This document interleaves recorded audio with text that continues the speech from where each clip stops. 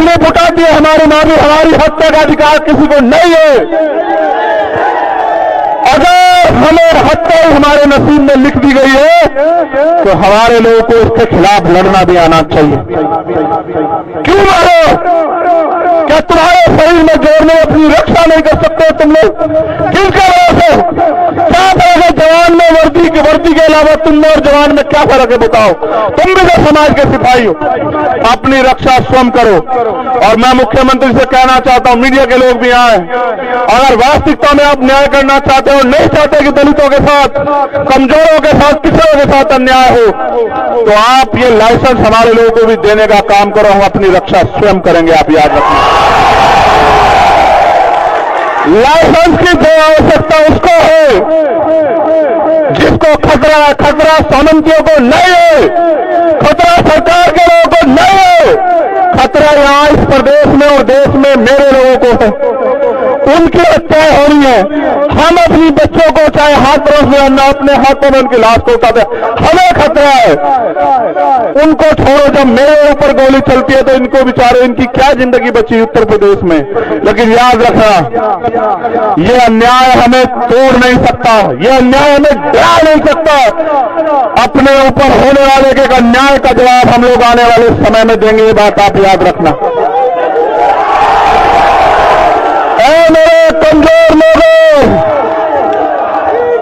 मेरे कमजोर लोगों, रोज रोज मेरे से अच्छा है एक दूसरे के हाथ पकड़ के एक दूसरे की ताकत बनो, ढाल बनो, एक दूसरे का संरक्षण करो, रक्षा करो।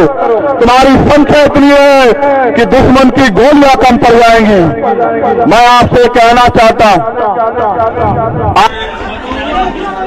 आप देख सकते हैं कि जनता के बीच में कैसे आ रहे हैं, आने वाले हैं। आप देख सकते हैं जनता के बीच में कैसे आ रहे हैं।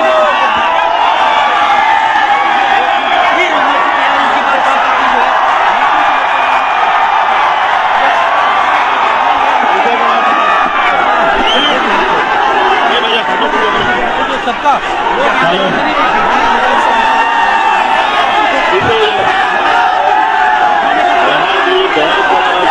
जनता बीच में लोगों को भीम आर्मी आजाद समाज के चीफ चंद्रशेखर आजाद रावण जी हैं। आप देख सकते हैं कितनी क्राउड यहाँ पे है। एक दलित परिवार में हत्या हुआ था, आज उसी परिजन से मिलने के लिए आए हुए हैं। आप देखिए,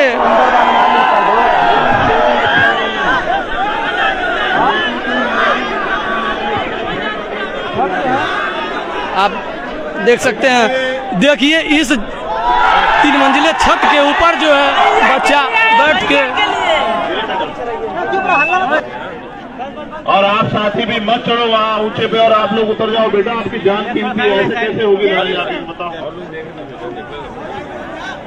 देखने दीजिए भाई उन लोगों को भी, आप किधर चलिए।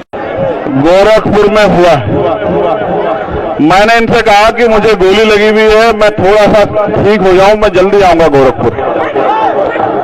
और जैसे ही मुझे आराम पहुंचा तो मैं फिर आप लोगों के बीच चला आया। लेकिन आप यहाँ इतनी संख्या में आए, मैं भी आया। अगर इस परिवार को न्याय ना मिले तो फिर मेरे आने का फायदा क्या? आप भी चाहते हैं इस परिवार को न्याय मिले, मैं भी चाहता हूं इस परिवार को न्याय मिले। लेकिन सवाल ये है कि जब हम इस देश में, इस प्रदेश में जो टैक्स सब लोगों पे लगता है वो सारा टैक्स पे कर रहे हैं, तो फिर हमारी हत्याएं क्यों? फिर हमारी बच्चियों के साथ रेप और तमाम तरह का अपमान का सामना हमें क्यों? कोई हमें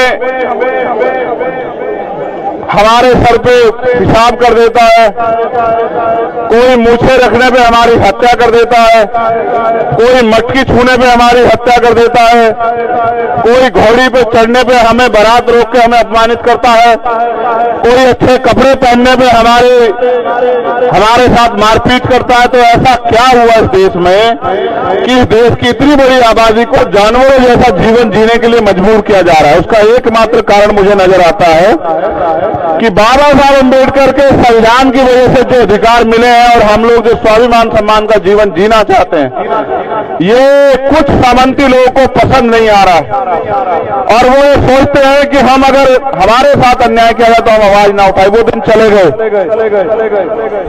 मैं बस ये कहना चाहता हूं गोरखपुर की धरती से कि वो दिन चले गए।